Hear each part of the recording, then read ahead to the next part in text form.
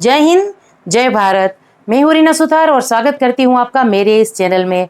भारत माता की जय और सैनिक एकता जिंदाबाद के नारे के साथ सूबेदार जोगिंदर सिंह जी ने अपनी यात्रा की शुरुआत की। जो उन्होंने दिल्ली के जंतर मंतर पर बैठे हुए अपने जो भाई हैं भूतपूर्व सैनिक और उनके समर्थन में ये यात्रा की शुरुआत की है।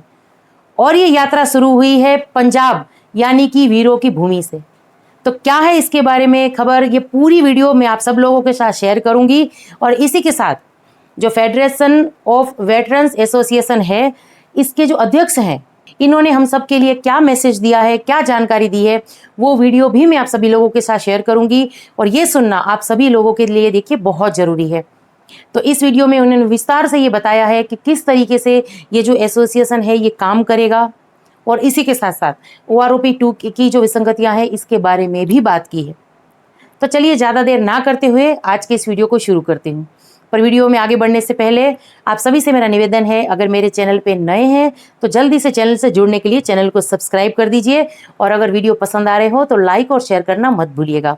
तो चलिए हम सबसे पहले बात करते हैं। जैसे कि मैंने कहा, सूबेदार जोगिंदर सिंह जी ने पंजाब पटियाला से अपनी साइकिल के द्वारा एक यात्रा की शुरुआत की है, जो उन्होंने दिल्ली के जंतर मंतर पर अपने भाई बैठे हैं इनके समर्थन में की है। और जहां से ये निकल रहे हैं वहां उनका भव्य स्वागत हो रहा है।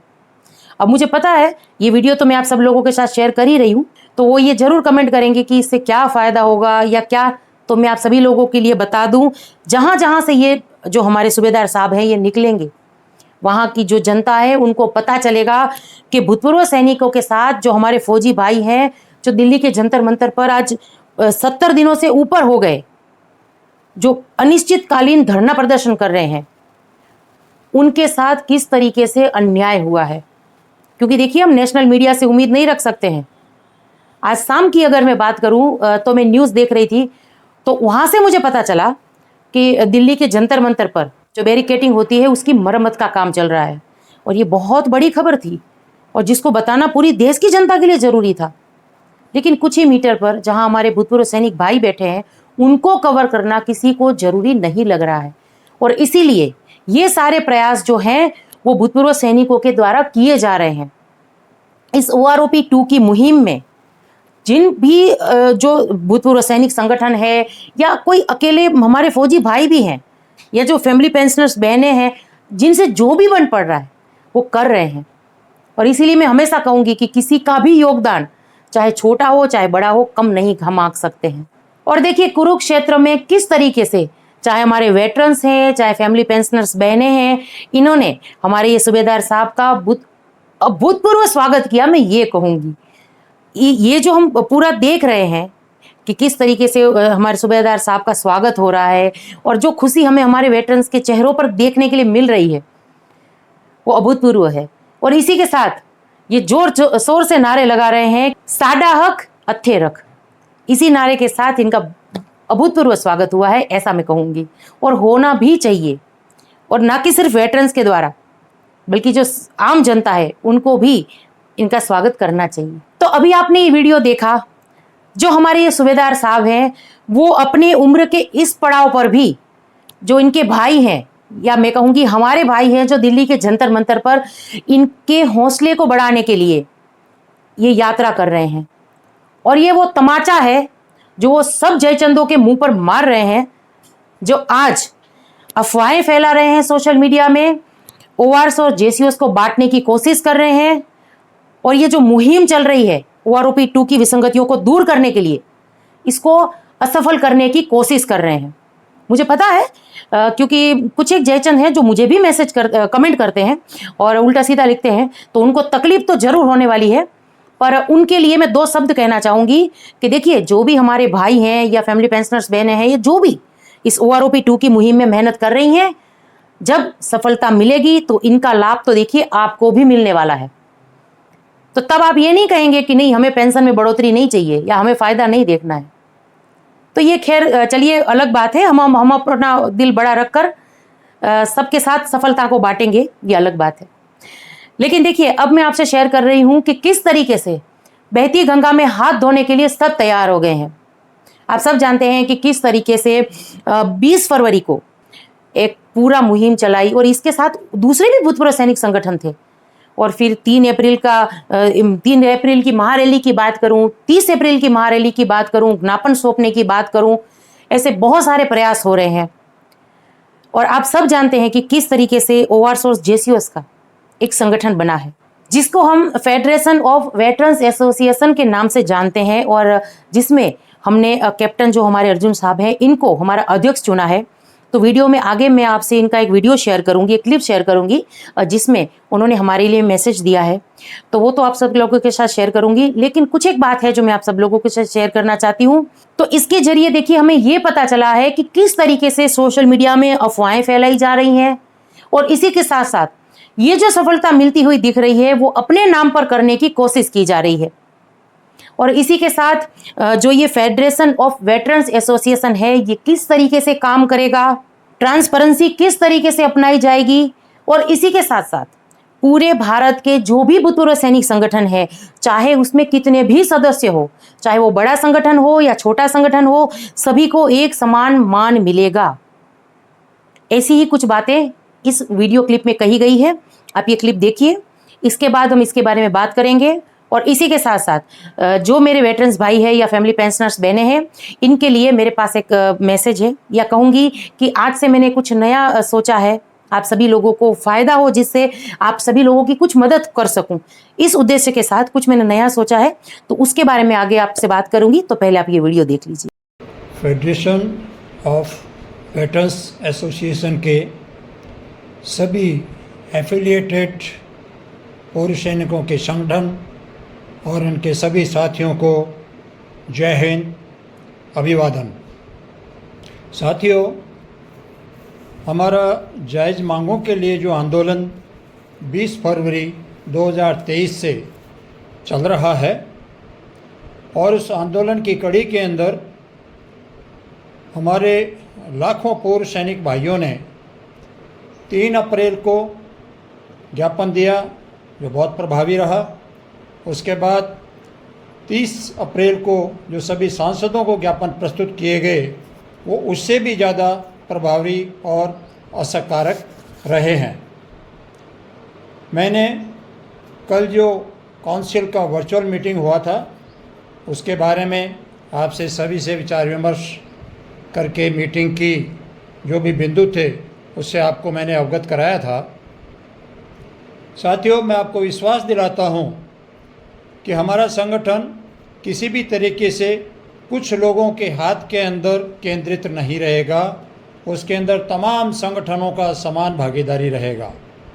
न केवल मैनेजमेंट में, बल्कि किसी भी संगठन के लिए बहुत ही ज़रूरी होता है उसका अकाउंट्स और बैलेंस शीट का ट्रांसपेरेंट होना और सभी के लिए सुलभ उपलब्ध होना। आपको ये देखकर बड़ी प्रसन्नता होगी कि हमने बायराज के अंदर इतने रिस्ट्रिक्शंस लगाए हैं कि कोई भी संगठन का पदाधिकारी हमारे इस फेडरेशन के फंड्स का दुरुपयोग बिल्कुल भी नहीं कर पाएगा। ये मैं आपको विश्वास दिलाता हूँ। रही बात हमारे आंदोलन की, साथियों, हमारी सभी मांगे जायज़ हैं, सरकार को हमारी बात सुनना ही पड़ेगा।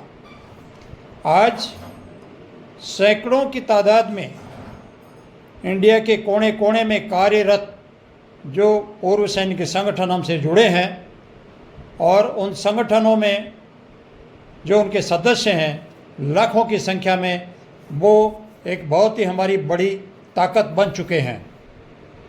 साथियों, किसी भी कार्य को करने के लिए खाली मुंह ऊपर करके आगे चलने से सफलता नहीं मिलती है। कुछ लोगों को उनकी आदत के वश किसी का आगे बढ़ना या सफलता अच्छा नहीं लगता है, और ईर्ष्यावश कुछ लोग इस प्रकार के कदम उठाते हैं कि जिससे इस आंदोलन में व्यवधान उत्पन्न हो या भ्रम की स्थिति पैदा की जा सके। अभी आप देख रहे हैं सोशल मीडिया के जरिए फेसबुक और व्हाट्सएप पर इस प्रकार के मैसेज चल रहे हैं, जिसके अंदर हमारे आंदोलन की तारीख 20 फरवरी का हवाला देते हुए गलत तरीके से, और 30 अप्रैल के हमारे जो मांग पत्र अपने सांसदों को दिया हुआ था, उसका रेफरेंस देते हुए नई नई कॉल्स दी जा रही हैं कि ये धरना हमारा 20 फरवरी से चालू हुआ था, 23 अप्रैल को हमने ये किया और अब हम ये कर लें। तो ये बड़ी एक अजीब सी स्थिति है कि लोगों को अपना खुद का नाम लेकर के और कॉल देने में शर्म महसूस क्यों हो रही है।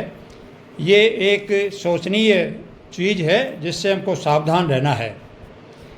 आपका फेडरेशन आपसे छुपा करके कोई कॉल नहीं देगा। जो भी निर्णय होंगे वो संगठन से जुड़े हुए सभी संगठनों की सहमति से ही होगा। मैं ये आप सभी को क्लियर करना चाहता हूँ कि इस फेडरेशन के अंदर चाहे किसी संगठन के पास में 500 सदस्य हैं, चाहे किसी के पास में 1000 है, किसी के पास लाख है या किसी के पास 5 लाख है, उसके बावजूद भी उनका रिप्रेजेंटेशन इक्वल होगा और बिना सहमति के कोई भी निर्णय नहीं लिया जाएगा। फिलहाल जंतर मंतर पर हमारा धरना सुचारू रूप से चल रहा है। कुछ संगठन है जो गलत तरीके से हमारे इस आंदोलन की आड़ लेकर के गलत निर्णय दे रहे हैं, गलत कॉल दे रहे हैं, लेकिन हमारा संगठन क्योंकि एक अच्छे काम के लिए आगे बढ़ा है, इस राष्ट्र को समर्पित रहे लाखों पूर्व सैनिकों और वीरांगनाओं के वेलफेयर के लिए संघर्ष कर रहा है हमारा फेडरेशन। और जिस फेडरेशन में इतनी ताकत हो वो कभी भी गलत तरीके से किसी का सहारा या आड़ लेकर के न तो कोई कदम उठाएगा न किसी प्रकार की कोई कॉल देगा। फेडरेशन ऑफ वेटरन्स एसोसिएशन जो कुछ भी काम करेगा बिल्कुल डंके की चोट सरेआम सभी संगठनों की सहमति से उसकी घोषणा करेगा और उसका क्रियान्वयन करेगा। सभी साथी निश्चिंत रहें, सजग भी रहें और कोशिश करते रहें कि हमारी ताकत को और भी बढ़ावा मिले, किसी के बहकावे में आकर के भ्रमित नहीं हों और भविष्य के लिए एक बड़ी ताकत फेडरेशन में से केंद्रित हो जाए, जिसकी वजह से सरकार को बिना इतना लंबा आंदोलन चलाए या बार बार प्रार्थना किए ही हमारी मांगों पे संज्ञान लेने को मजबूर होना पड़े। इस प्रकार के कदम हमें उठाने हैं और मुझे पूरी आशा है कि हम लाखों पूर्व सैनिक सैकड़ों संगठनों के माध्यम से फेडरेशन के झंडे के नीचे आए हैं, तो हम सबकी ड्यूटी बनती है कि एकदम प्रतिबद्ध होकर के समर्पित भाव से संगठित रहते हुए कार्य करें। निश्चय ही जीत हमारी होगी। जय हिंद। सूबेदार अर्जुन सिंह राठौड़। सफलता का सेहरा पहनने के लिए सब लोग तैयार खड़े हैं, लेकिन हमें पूरा विश्वास है कि इस मुहिम में हमारी जीत होगी और OROP 2 की जो भी विसंगतताएं हैं, चाहे इक्वल MSP का मुद्दा हो, चाहे डिसेबिलिटी पेंशनर्स का मुद्दा हो, प्रीमेच्योर रिटायरमेंट का मुद्दा हो या विधवा पेंशनर्स का मुद्दा हो, इन सभी में हमारी जीत होगी। तो वीडियो में आगे जैसे मैंने आप सब लोगों के साथ शेयर किया कि मैंने कुछ एक नया मुझे ख्याल आया है, उसको मैं आप सब लोगों के साथ शेयर कर रही हूँ। देखिए, मैं आप सब लोगों के कमेंट्स पढ़ती हूँ और जहाँ तक होता है मैं कमेंट्स के जवाब भी दे देती हूँ, लेकिन देखिए कुछ एक ऐसे कमेंट्स होते हैं जिनका फ़ायदा सब लोगों को होना होता है और कुछ एक वेटरन्स नहीं इसके बारे में पूछ रहे होंगे। तो मैंने आज से ये सोचा है कि जब आप कोई कमेंट्स करते हैं, चाहे वो चिल्ड्रन एजुकेशन अलाउंस को लेकर हो, चाहे ECHS को लेकर हो, ऐसे कोई भी मुद्दे में आप अगर सवाल पूछते हैं कमेंट्स के जरिए, तो उसके बाद का जो वीडियो है वो ज़रूर से देखिएगा, क्योंकि उस वीडियो में मैं विस्तार से ये सभी जो कमेंट्स हैं इसके बारे में समझाने की कोशिश करूँगी और ये मैं पूरी उम्मीद करती हूँ कि मैं आप लोगों की कुछ मदद तो ज़रूर से कर पाऊँगी। तो आज हमारी एक जो फैमिली पेंशनर बहन है, इनका मैं कमेंट्स आप सब लोगों के साथ शेयर कर रही हूँ।